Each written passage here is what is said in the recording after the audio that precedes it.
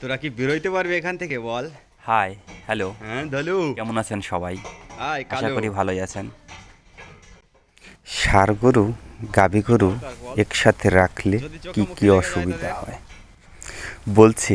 তার আগে একটু দেখে নেন চোখে লেগে যায় যদি আমার এই বুঝলি। গরুগুলো কি করছে।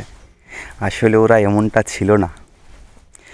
আমার ষাঁড় গরুর শেড ফেলেছিস আলাদা কিছুই আর করতে গাভী পারবে গরুর না ওরা। শেড আলাদা। ছুটতে পারবে তো না। এটা হচ্ছে এলো গাভী গরু চলে আর যা বকনা দেখেন গরুর ওরা শেড। দুইজন। ষাঁড় গরুর শেডের ভিতর ওরা যেটা, দুইজন। ওইটা এরকম পাইপ দিয়ে ব্রেকেট ওরা আছে দিচ্ছি। দুইজন। তাই সেই জন্যই ওদের বাইরে আনা হয়েছে। তো বাইরে আনার পর থেকে ওরা এরকম ধলু। হয়েছে, গোতাগুতি ধলু। ছাট্টাছাটি করতেই থাকে সারাক্ষণ। কেন রে বাবা, খাওয়া দাওয়া এই, করছিস, খেয়ে দিয়ে চুপচাপ এই, ঘমা। তো ওই। যে জন্য ওরা ছুটাছুটি করছে, ওদেরই এই শেটের ভিতর রাখা আছে গাই গরু, পাশে আছে বকনা গরু, যার জন্যই ওদের এই পারাপারি ছোটাছুটি। যখন ওরা ষাঁড় গরুর শেটের ভিতর ছিল তখন খুব নর্মভদ্র ছিল। একবার করতো দিনে লাফালাফি ছোটাছুটি বিকাল টাইম, বিকালের খাওয়া দাওয়ার পর। থাকতো শুধু দড়ি। কিন্তু ওরা এখন এতটাই চেকটা ই কর। হয়েছে যে সারাক্ষণ এমন করতে থাকে, গোতাগুতি ছোটাছুটি, মানে ওদের যে একটা উত্তেজনা উত্তেজনা ভাব। যা কায়দা না এখান এ থেকে। দেখেন তারপরে কতটুকু দেখেন জায়গা কি আছে, নিচ করতেছে। দিয়ে এটার মাথা ঢুকিয়ে দিয়েছি। কি করতেছে দেখেন। এইটাই বড় হারামি।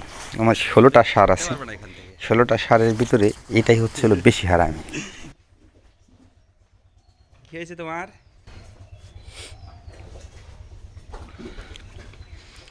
আসো।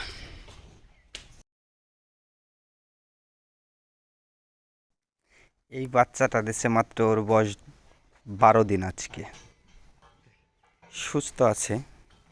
কি অবস্থা তো ওর চিন্তা যে করো। মা, ওর মার 18 লিটার বললি যে দেখে থাক কিনেছিলাম তোমার কি দরকার দুধ আছে হয়, উড়াউড়ি করার জন্য কিন্তু তোদের। আমাদের কাছে যখন আসছে, আসবার থেকেই তোরা কি বেরোইতে পারবি 14 এখান লিটার থেকে? 15 লিটার, ওর বল দেখি থেকে ছুটতে বেশি আর পারবে দুধ তোরা আমরা এখান থেকে? পাইনি।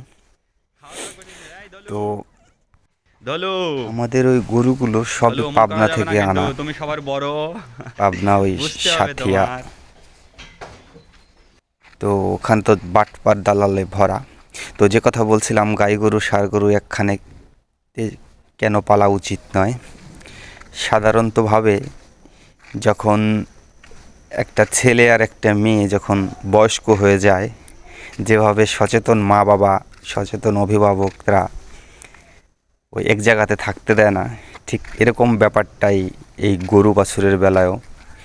তো গাই গরু আর ষাঁড় গরু একসাথে না রাখাই ভালো।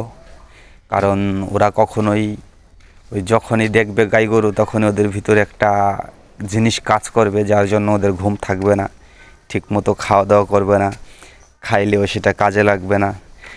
আর যখন ওরা আলাদা থাকবে, ওরা বাইরের কোনো কিছু না দেখতে পারবে, তখন খাওয়া দাওয়া করবে, চুপচাপ ঘুমাবে, ওদের শরীর বাড়বে তাড়াতাড়ি, ওদের কি বলে, যেটা খাবে ওরা সম্পূর্ণটা ওদের শরীরে কাজে লাগবে।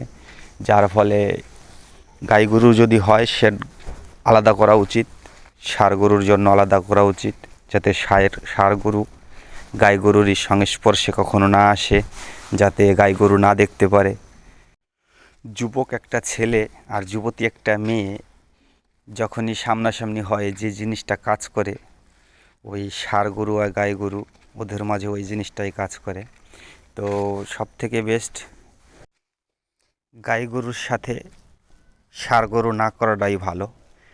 তারপরেও যদি কেউ করতে চান, একটা সেট, জায়গা কম, এক জায়গার ভিতরেই একটা বাছুর হয়েছে, বাছুরটাকে চাচ্ছেন বড় করে বিক্রি করার জন্য, যদি সম্ভব হয়,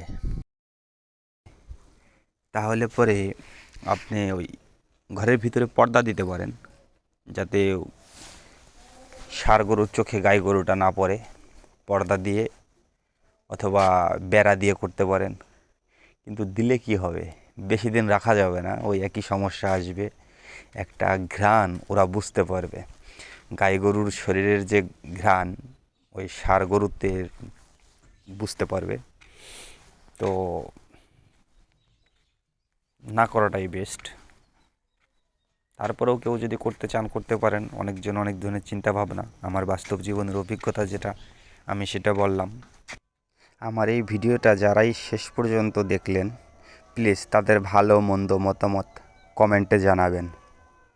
ভালো থাকবেন, সুস্থ থাকবেন। সবার সুস্থতা কামনা করে শেষ করছি আজকের এই ভিডিও। Bye bye, tata.